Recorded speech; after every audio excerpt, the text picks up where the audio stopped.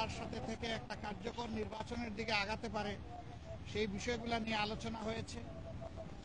এবং দেশ আমাদের সবার, জাতি ধর্ম দলমত নির্বিশেষে সবাই মিলেমিশে জাতীয় ঐক্য কিভাবে আরো সিমেন্টেড করা যায়, প্রশাসনে আরো কিভাবে গতি আনা যায়, এই সমস্ত বিষয় নিয়ে আলোচনা হয়েছে।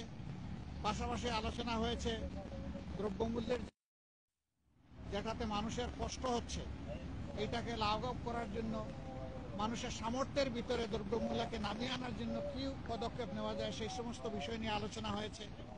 আগামীতে রমজান মাস আসছে, এটাকে সামনে রেখে অসাধু ব্যবসায়ীরা যাতে বাজারে কৃত্রিম সংকট সৃষ্টি করতে না পারেন এই সমস্ত বিষয়ে আমরা পরামর্শ করেছি। এর পাশাপাশি আইন শৃঙ্খলা পরিস্থিতি নিয়ে অনেক আলোচনা হয়েছে। দেশে সম্প্রতি ঘটে যাওয়া কিছু বিষয় নিয়ে আলোচনা হয়েছে। এই সকল আলোচনায় আমরা একমত হয়েছি যে দেশবাসীকে সাথে নিয়েই দেশকে সামনের দিকে এগিয়ে নেওয়ার চেষ্টা করতে হবে। স্বার্থবিরোধী কর্মকাণ্ডে যারাই জড়িত থাকবে তাদেরকে অবশ্যই আইনের আওতায় আনতে হবে।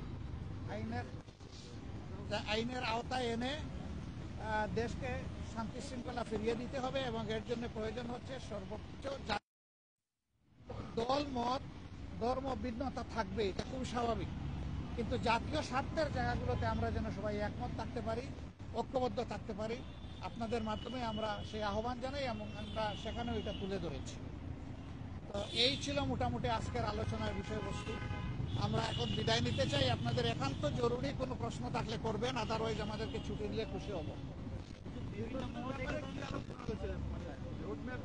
না না, ওই রকম ডেফিনিট কোনো, আজকের প্রেক্ষাপটটা ঠিক ওরকম ছিল না, এই জন্য ওই ধরনের ডেফিনিট কোনো আলোচনা আমরা করি।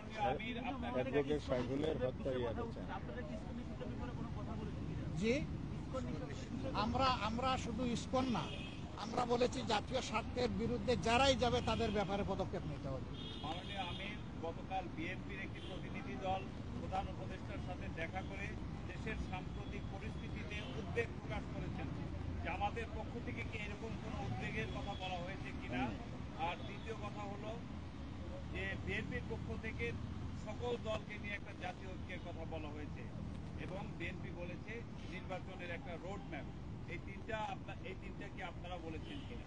না, জাতীয় ঐক্যের কথা তো অবভিয়াসলি এসেছে এবং আমাদের উদ্বেগ নিয়েই তো আমরা আলোচনা এখানে বসেছি। সেই উদ্বেগ ওই অর্থে নয় যে হায় হায় দেশ বলে গুল্লায় গেল, বিষয় তা না। বিষয় হচ্ছে আমাদের দেশের শান্তি শৃঙ্খলা কারা ধ্বংস করতে চায় তাদেরকে চিহ্নিত করতে হবে এবং ঐক্যবদ্ধভাবে এটার মোকাবেলা করতে হবে জাতি হিসাবে।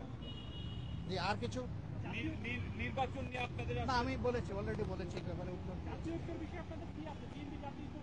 একেবারেই একমত, এখানে কোনো দ্বিমত নাই, জাতীয় ঐক্য অবশ্যই থাকতে হবে। নির্বাচন নিয়ে জামাতের বক্তব্যটা কি আসলে? না, আমাদের বক্তব্যটা আমরা পরিষ্কার করেছি যে মিনিমাম সংস্কার যেগুলো দরকার, যেমন আমাদের 41 দফা দাবি আছে সংস্কারের, কিন্তু এই সরকারের জন্য আমরা 41 দফা দেইনি। আপনাদের মাধ্যমে আমরা মাত্র 10 দফা দিয়েছি, জাতির সামনে উপস্থাপন করেছি এবং তাদেরকে আমরা হ্যান্ড ওভার দিয়েছি। আমরা চাই যে এই সংস্কারগুলো দ্রুত করা দরকার, এই সংস্কারগুলো করে যত দ্রুত সম্ভব নির্বাচন দিয়ে দেওয়া উচিত। ধন্যবাদ সবাইকে। এখানে আমরা